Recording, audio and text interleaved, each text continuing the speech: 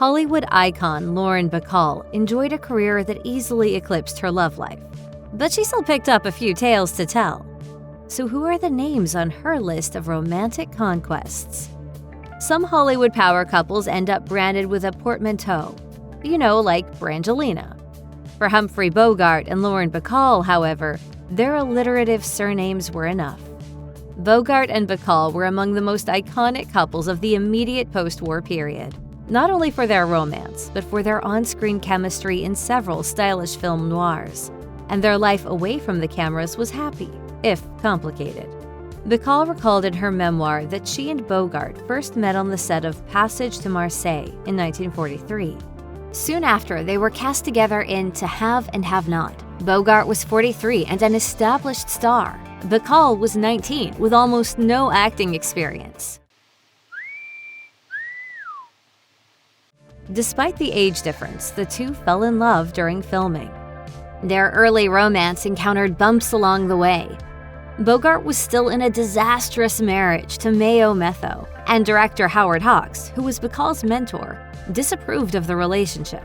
But the stars remained smitten with one another, and on May 21, 1945, after Bogart's divorce from Metho went through, they wed. Bogart and Bacall stayed together until his death. They had 2 children, and when Bogart fell ill with cancer, Bacall pulled back from acting to look after him. They may not have been an entirely faithful couple. Bogart's hairdresser claimed to have had an affair with the star, but the two remained deeply in love until Bogart's death. Legend has it that it was Lauren Bacall who first coined the phrase Rat Pack, referring to Humphrey Bogart's circle of friends. It wasn't meant as a compliment, though. According to A.M. Sperber and Eric Lax's Bogart, Bacall saw the aftermath of a wild Las Vegas bender and told the man responsible, "You look like a goddamn rat pack." The guilty parties included Bogart, David Niven, Charlie Feldman, Mike Romanoff, and Frank Sinatra, who had come up with the idea for the expedition. Sinatra and the Bogarts were good friends. Bacall later recounted for The Guardian how her husband had teased her that Sinatra had a crush on her. Indeed, Sinatra was a frequent caller while Bogart was dying of cancer.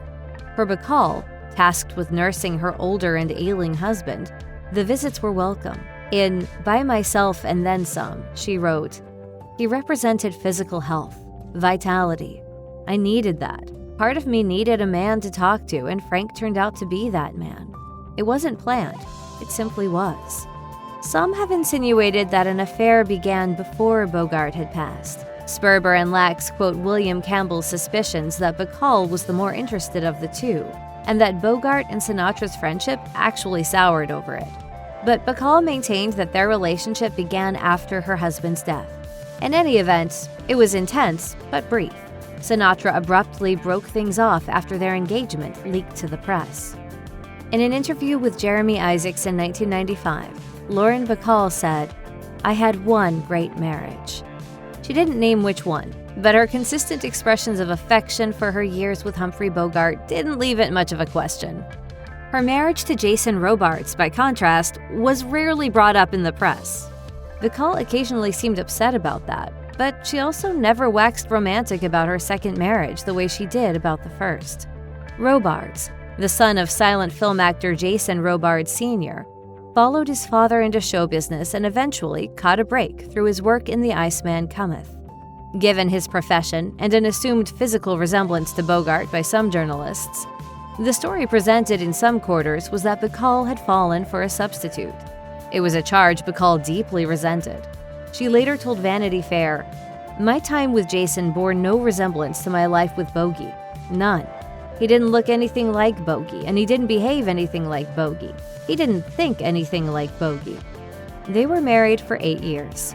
They had one child together before Bacall ended things, in part over one trait Robards had in common with Bogart: alcoholism. By choice, Bacall kept a cordial distance afterward.